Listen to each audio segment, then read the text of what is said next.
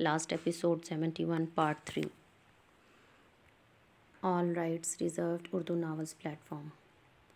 ساری رات برستی بارش کے بعد طلوع کے وقت مطلع صاف ہوتے ہی سورج اپنی جوبن کے ساتھ طلوع ہونا شروع ہوا تھا کہ چاروں سمت ہلکی پھلکی نارنجی روشنی پھیلتی دن کے شروعات کا اندیا دے رہی تھی. تقریباً صبح کے 10 بجے اس کی آنکھ بھینی بھینی پھولوں کی خوشبو محسوس کر کے اور خود پر بوجھ کے باعث کھلی تھی کہ اس نے کسمساتے انگڑائی لینے کی خاطر بازو اوپر کرنا چاہے تھے پر ناکام ٹھہری. اس نے جھٹکے سے آنکھیں کھولی. نظریں خود پر پوری طرح چائے ماہد پر پڑی جو شرٹ لیس سا آدھے سے زیادہ اس پر لیٹا اس کی گردن میں چہرہ چھپائے نیند میں غرق تھا. گلاب کے پھولوں کی مہک پورے کمرے میں بکھری تازگی اور فرحت کا باعث بن رہی تھی. صبح اذان سے کچھ دیر پہلے ماہد نے اس کی جان بخشی کرتے اسے خود سے لگائے سونے کی تلقین کرتے خود بھی اس کے شانے میں چہرہ چھپائے سو گیا تھا. رات ماہد کی گستاخیاں یاد کر کے انفال کا چہرہ سرخ اناری ہوا تھا کہ کس طرح اس نے نہایت احتیاط اور محبت سے اسے خود میں سمیٹ کر اسے کچھ ہی دیر میں دنیا بھلا دی تھی کہ ایک دوسرے کی قربت میں دونوں سکون سے آنکھیں موند گئے تھے. ماہد کیا محبت! اس کی دیوانگی جنون اور شدتوں کے آگے انفال بے بس سی ہوئی تھی اور خود کو اس کے رحم و کرم پر چھوڑ کر وہ اس کا جان لیوا لمس محسوس کرتی اس سے چھپنے کی کوشش کرتی آنکھیں سختی سے میچ گئی تھی. اور پھر ماہد نے اس پر عشق و محبت کی داستان رقم کی تھی کہ انفال آسودگی سے مسکراتی اس کے چوڑے سینے میں چھپ سی گئی تھی. وہ ماہد کی بھاری سانسوں کی تپش اپنی گردن پر محسوس کرتی اس کے گھنے بالوں میں نظر جمائے ہوئے تھی. اس کے دل کی دھڑکنیں پھر سے رفتار پکڑ چکی تھی کہ وہ جلد از جلد اس کی نظروں سے اوجھل ہونا چاہتی تھی کیونکہ فی الحال ماہد گہری نظروں کا سامنا کرنے کی سکت باقی نہ تھی. رات بھی بارہا بار ماہد نے زمانی سرگوشیاں کرتے انفال کو خود میں چھپنے پر مجبور کر دیا تھا. وہ اس کے جاگنے سے پہلے اس کے شکنجے سے نکلنے کے پر تول رہی تھی. اس نے احتیاط سے ماہد کے باری ہاتھ کو ہٹانے کی کوشش کی جو وہ اس کے سینے سے گزار کر گردن میں ڈالے ہوئے تھا کہ دوسرا ہاتھ اس کے بالوں میں پھنسائے وہ گہری پرسکون نیند میں محو تھا کہ انفال کے پورا زور لگانے پر وہ مزید شدت سے اسے خود میں بھینچ گیا. صبح صبح میرے ساتھ جنگ آرائی کیوں وائٹ لیلی؟ وہ اس کی گردن پر لبوں کا نرم گرم لمس چھوڑتا نیند میں ڈوبی مخمور آواز میں بولا تھا کہ بے ساختہ انفال کے دل نے بیٹ مس کی. وہ صبح ہو گئی ہے. انفال اس کے شکنجے میں سہمی ہرنی کی مانند قید ہلکا سا منمنائی. روز ہوتی ہے. ماہد نے اسی انداز میں کہا گویا تھا صبح دیا ہو کہ آگے بولو. مجھے بھوک لگی ہے. انفال سے کچھ نہ بن پایا تو ہڑبڑاہٹ میں بولی. اس کے مدھم آواز میں کہنے پر ماہد نے چہرہ نکال کر اس کے رنگوں میں بسے نکھرے نکھرے خوبصورت چہرے کو نشیلی خمار آلود نگاہوں سے کچھ اس انداز میں دیکھا جیسے کہنا چاہ رہا ہو کہ ابھی بھی بھوک باقی ہے. جبکہ اس کے دیکھنے کے انداز اور پیغام دیتی آنکھوں میں لکھی تحریر پڑھ کر انفال کا چہرہ بھاپ چھوڑنے لگا تھا جبکہ لفظ بے ساختہ لرزنے لگے تھے.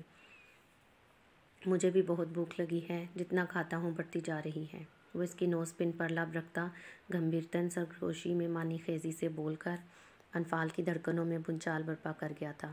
ماہد نے بغور اسے دیکھا تھا جو اس کی شرٹ زیب تن کیے خود کو کمبل سے کور کیے اس کی شدتوں سے بے حال نکھری اور بکھری ہوئی نسبتاً حوص باختہ سی اس کے رنگ میں رنگی انتہا کی پیاری لگ رہی تھی کہ چہرے اور لبوں پر بکھرا گلال اس کی شدتوں سے وہ سرخ قنداری ہوئی پڑی ماہد کو بری طرح ڈسٹرب کرتی اس کے دل میں ہلچل مچا کر اسے پھر سے مدہوش کرتی. وہ اس کے جذبات میں تلاطم برپا کر گئی تھی. اس کی گردن اور چہرے پر ماہد کی شدتوں کے نشان واضح تھے کہ ماہد ضبط کھوتا مدہوشی کے عالم میں اس پر جھکا بے تحاشا اس کا چہرہ اور گردن دیوانہ وار لبوں سے چھوتا دوسرا ہاتھ اس کے بالوں میں پھنسا کر انگلیوں کی حرکت سے بال سہلاتا وہ رفتہ رفتہ گردن سے نیچے آتا. انفال کی سانسوں میں انتشار برپا کر گیا تھا کہ وہ دھک کرتے دل سے گہرے سانس بھرتی اس کو خود سے دور کرنے کی کوشش کرنے لگی. ماہد بس کریں پلیز. اسے رکتا نہ دیکھ وہ التجائی انداز میں بولی. تم نے خود کہا ہے کہ تمہیں بھوک لگی ہے. وہ مشکل خود سرکش ہوئے جذبات کی لگامیں کھینچتا اس پر مکمل جھکا گرے ساحرانہ کچھ نیند اور کچھ اس کی قربت کے خمار سے سرخ آنکھیں اس کی شربتی کرسٹل آنکھوں میں گاڑھے باری آواز میں بولا کہ انفال نے پھولی سانسوں کے مابین گردن نفی میں ہلائی. مجھے نہیں بھوک. وہ سانسیں ہموار کرتی بولی. پھر ماہد نے اس کے بائیں رخسار پر لب رکھتے استفسار کیا. واش روم جانا. وہ نظریں چراتی بولی. میں لے چلتا۔ اب ماہد نے بائیں رخسار پر لب رکھتے پیشکش کرتے لب دبائے۔ مجھے نہیں جانا، انفال نے روٹھے انداز میں بولی۔ چلو پھر پیار کرتے ہیں۔ اب ماہد نے اس کی پیشانی چومتے کہہ کر نچلا لب دانتوں تلے دبایا۔ ماہد، انفال نے اس کے سینے پر چٹکی کاٹی کہ ماہد کا کہکا برجستہ تھا کہ وہ اس کے لبوں کو ہلکا سا چھو کر اسے تنگ کرنے کا ارادہ ترک کرتا دور ہوا، جو اس کی شدتوں سے نڈھال چھوئی موئی سی لگ رہی تھی۔ وہ ایک گہری استحقاق بھری نظر اس کمبل میں چھپے سراپے پر ڈالتا فون اٹھا کر بالکنی میں چلا گیا۔ مقصد انفال کی گھبراہٹ کم کرنا تھا، جو کہ وہ اس کی موجودگی میں حد سے زیادہ محسوس کرتی رو دینے کے در پر تھی۔ ماہد کے جاتے ہی وہ خود کی حالت درست کرتی پھرتی سے بیٹھ سے اٹھی تھی۔ ماہد کی شرٹ اس کے گھٹنوں تک آ رہی تھی۔ انفال ایک نظر خود کو دیکھتی لب کچلتی دیوار گیر کبرڈ کی جانب بڑھی۔ شیشے کے ڈور سے اس کی اور ماہد کے کپڑے واضح نظر آ رہے تھے کہ وہ گلاس لائٹ دھکیلتی انتہائی مہنگی اور خوبصورت ڈریس میں سے اپنا فیورٹ کلر ڈھونڈنے لگی۔ اس نے تیزی سے ہینگر میں لٹکے سوٹ آگے پیچھے کر کے ایک انتہائی نفیس اور خوبصورت ڈریس سلیکٹ کیا۔ ٹی پنک رنگ کی فراق جس کے گلے، دامن اور آستین پر گولڈن اور گہرے سبز رنگ تلے کی امبرائڈری کی ہوئی تھی، جس پر مختلف رنگوں کے چھوٹے چھوٹے پھول بنے، جس میں نقشی کا کام کیا تھا، جو سوبر سا انتہا کا پیارا لگ رہا تھا۔ انفال خوش ہو کر وہ فراق تھامے جلدی سے واش روم بند ہو گئی۔ اس کے جاتے ہی ماہد کمرے میں آیا اور کبرڈ سے اپنا ڈریس لے کر باہر کی جانب بڑھا۔ اس کا ارادہ دوسرے کمرے میں فریش ہونے کا تھا کہ کچھ ہی دیر میں انہیں سوات کے لیے نکلنا تھا۔ تبریز، شائستہ، افنان کے ساتھ علینا اور تابش ملک بھی ان کے پرزور اصرار پر سوات جانے کے لیے تیار تھے کہ ماہد نے ہی انہیں کہا تھا، کیونکہ وہ حویلی والوں کے ساتھ ساتھ انفال کو بھی سرپرائز دینا چاہتا تھا، اور اس نے حویلی فون کر کے صرف اپنا اور انفال کے آنے کا کہا تھا، جس کے سنتے ہی وہ تمام تیاروں میں لگ چکے تھے کہ گویا انفال کی برتھ ڈے اور اس کے گھر آنے کی خوشی میں وہ سب حویلی کی سجاوٹ اور لذیذ پکوان کی تیاریوں میں تمام ملازمین کے ساتھ خود بھی کاموں میں جٹ چکے تھے، اس بات سے انجان کہ ماہد تبریز دلاور خان کو ہمراہ لیے انہیں بھی سرپرائز کرنے والا تھا۔ وہ بالکل تیار آئینے کے سامنے کھڑی اپنی تیاری کا جائزہ لے رہی تھی۔ ہلکے ہلکے سے میک اپ میں وہ لمبے گھنے بالوں کی درمیان سے مانگ نکال کر سائیڈوں سے کچھ لٹیں لے کر انہیں موڑ کر اوپر کی جانب پن کیے، جبکہ باقی پشت پر کھلے چھوڑے، لبوں پر لائٹ پنک لپ گلاس لگائے، کانوں میں گولڈ کے ایئر رنگ پہنے وہ دوپٹے کو سائڈ شولڈر پر سیٹ کیے، ایک ہاتھ میں پنک اور سبز کانچ کی پلین چوڑیاں پہنے، جبکہ دوسرے ہاتھ میں گولڈ کی باریک چوڑیاں پہنے، وہ نکھری نکھری سی انتہا کی پیاری لگ رہی تھی۔ اس کی گوری رنگت اس کلر میں دمک رہی تھی، ماہد کی قربت میں اس پر گویا ٹوٹ کر روپ سلوپ آیا تھا کہ وہ پہلے سے بھی زیادہ حسین لگ رہی تھی، جبکہ لبوں پر نرم سی مسکراہٹ رقصاں تھی۔ وہ حیران تھی کہ ماہد نے اس کی ضرورت کی تمام چیزیں اس کمرے میں رکھی ہوئی تھیں، جبکہ میک اپ جیولری کا تو انبار لگا دیا تھا، کہ تیاری کے دوران وہ یہ سب دیکھ کر حیران رہ گئی تھی۔ یقیناً ماہد کا آئندہ یہیں رکنے کا ارادہ ہوگا، جبھی تو وہ سب کچھ اٹھا لایا تھا۔